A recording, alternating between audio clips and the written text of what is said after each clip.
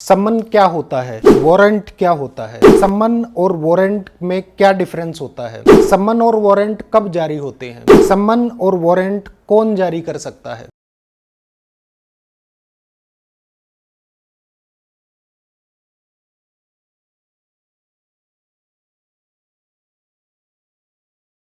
नमस्कार दोस्तों, मैं डॉक्टर सुरेश हाजिर हूं एक नई जानकारी के साथ।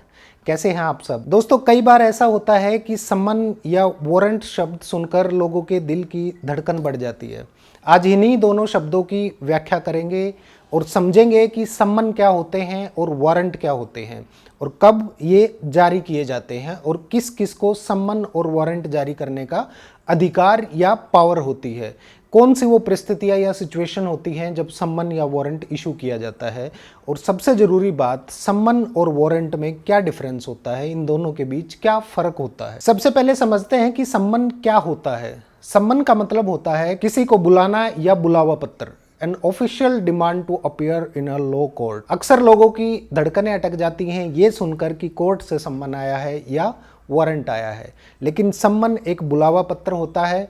सम्मन कोर्ट भी जारी कर सकता है और पुलिस अधिकारी भी इशू कर सकते हैं। कोई आयोग भी सम्मन जारी कर सकते हैं। सम्मन इशू करने का मतलब होता है किसी को बुलाया गया है किसी मामले में पूछताछ करने के लिए। यहाँ आयोग से मतलब है जैसे चुनाव आयोग हो गया, इस तरह के जो आयोग हैं वो। सम्मन अभियुक्त के खिलाफ जारी हो सकता है, एक्यूज्ड के लिए, किसी एविडेंस के लिए भी इशू हो सकता है, किसी डॉक्यूमेंट को प्रोड्यूस करने या दस्तावेज को प्रस्तुत करने के लिए भी जारी हो सकता है। सीआरपीसी के सेक्शन 61 से लेकर सेक्शन 69 तक में सम्मन को लेकर प्रावधान किए गए हैं। हिंदी में सम्मन होता है और इंग्लिश में हम सम्मन्स कहते हैं, क्योंकि सम्मन दो कॉपी या डुप्लीकेट में होते हैं। अब बात करते हैं कि सम्मन कौन जारी करता है, किसको तामील की जाती है और सर्विस कैसे की जाएगी। इसके बारे में सीआरपीसी के चैप्टर 6 में सेक्शन 61 से लेकर सेक्शन 69 तक प्रावधान किए गए हैं। सेक्शन 61 बताता है कि सम्मन का प्रारूप कैसा होगा या फॉर्म ऑफ सम्मन्स कैसी होगी। कोर्ट द्वारा जारी किया गया प्रत्येक सम्मन लिखित में होगा,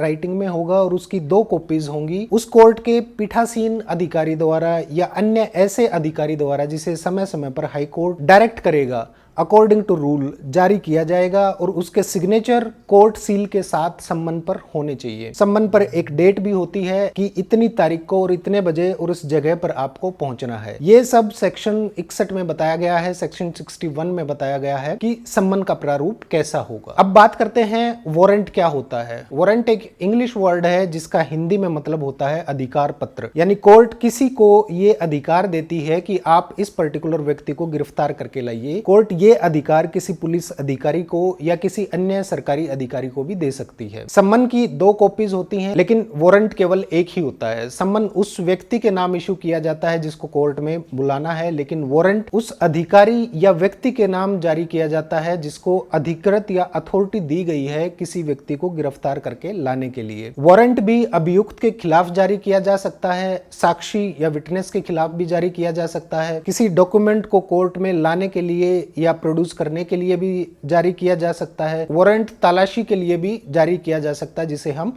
सर्च वारंट कहते हैं। सीआरपीसी के चैप्टर 6 में सेक्शन 70 से लेकर 81 तक, सेक्शन 70 से लेकर सेक्शन 81 तक वारंट को लेकर प्रावधान किए गए हैं। सेक्शन 70/1 कहता है कि प्रत्येक अरेस्ट वारंट जो इस कोड के अंडर इशू होता है वो लिखित होना चाहिए, राइटिंग में होना चाहिए और प्रिसाइडिंग ऑफिसर या पीठासीन अधिकारी द्वारा सिग्नेचर किया होना चाहिए और उस पर कोर्ट की सील लगी होनी चाहिए। वही सेक्शन 70/2 कहता है कि इस प्रकार का प्रत्येक वारंट तब तक प्रवर्तन या इन्फोर्स रहेगा जब तक कि इसको जारी करने वाले कोर्ट द्वारा कैंसिल या रद्द नहीं किया जाता या जब तक वो वारंट निष्पादित या एग्जीक्यूट नहीं कर दिया जाता। दोस्तों, सम्मन जहां एक निर्धारित तारीख तक ही वैलिड या लागू रहता है, वहीं वारंट तब तक लागू या एनफोर्स रहता है जब तक उसको एग्जीक्यूट नहीं किया जाता। जैसे सम्मन में लिखा होता है कि अगले महीने की 9 तारीख को आपको आना है, तो 9 तारीख के बाद वो सम्मन अपने आप रद्द हो जाएगा। लेकिन वारंट में अगर ये लिखा है कि फलाने व्यक्ति को गिरफ्तार करके लाइए, तो वो वारंट तब तक जारी या इन्फोर्स रहेगा जब तक कि वो एग्जीक्यूट ना हो जाए या फिर जारी करने वाली कोर्ट उसे कैंसिल ना कर दे। वारंट तब तक इन्फोर्स या लागू रहता है जब तक उस व्यक्ति को गिरफ्तार नहीं कर लिया जाता, या फिर चाहे उसमें 10 दिन का समय लगे या फिर चाहे उसमें 10 या 20 साल लग जाएं।